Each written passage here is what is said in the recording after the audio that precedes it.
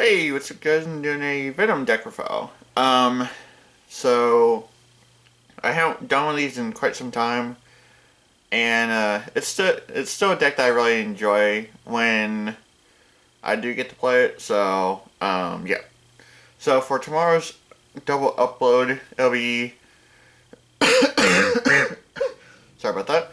It'll be a market watch for budget players. Another video for that. So because I already have everything set up to do that video. So yeah, so stay tuned for that for tomorrow's video or double upload. And yeah, so three Venom Cobra. Not really the best Venom monster, but you can still go with the Moomer Shield and then help go or anything that you need to. And if you don't want to throw that in there, you can replace it with oh, it's the one where you trigger a reptile and you destroy up to 2 cards. I forget the name of it. But you can replace it with that if you want to. So, and then one Venom Boa. I really don't care for it in this build, but I just like one of it. But I also seem to dead draw it when I do run it. So, but still, just a one of. So, um, but once per turn, you can place 2 Venom counters on one monster your opponent controls, and then it cannot declare an attack that same turn. So, so it helps with getting rid of your punch monster, but again, it's like I'd rather just run Serpent or Snake over it, but it does help with the counter. So yeah, and 3 False Denial, just because you know summon everything, so it helps with basically locking down your opponent and making them be able to not do anything.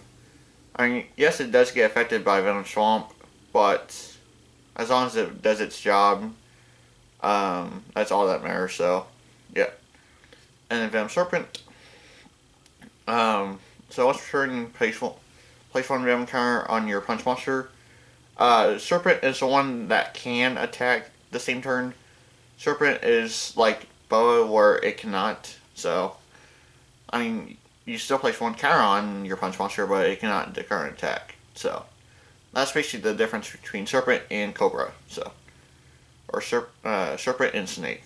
So, and then 2 Durati, just help get anything that you might need to your hand. So yeah. And then 3 MSG, just help get rid of back row.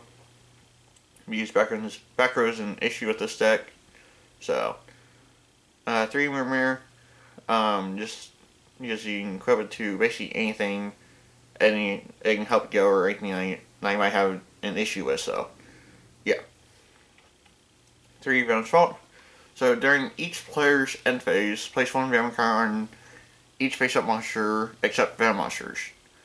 Monsters lose fire attack for each Venom card on it. Destroy a monster if its attack becomes 0 by this effect. So it's really quite good, and it helps get rid of a lot of problematic stuff. I mean, yes, your opponent's mainly going to be going after it with MST or anything to help get rid of it, but it's still a very good card to help beat over anything that you might need to. So, plus it's a non-targeting thing, so it gets around Chaos Max. So, so 3 Venom Burn. Basically, I've won many games with this, and you can run either 2 or 3 of it, depending on your preference. But basically, what it does is that you remove all counters on a monster on your field or your punch side field, or it actually has to be it can be both. Either your field or your punch field, and then inflicts 700 points of damage for each Venom counter removed to your opponent. So 700 times like maybe 12 would be game. But yeah, it does a lot of damage. Plus, you run 3 of it, so you're bound to draw into 2 and game your opponent a little bit more quicker. So yeah, and then 3 losing turn. Just help lock down your opponent even more. So yeah, anti-spell, same thing, lock down your opponent.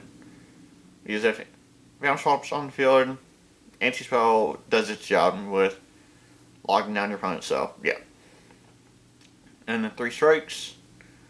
Just really quite good to help stop your opponent.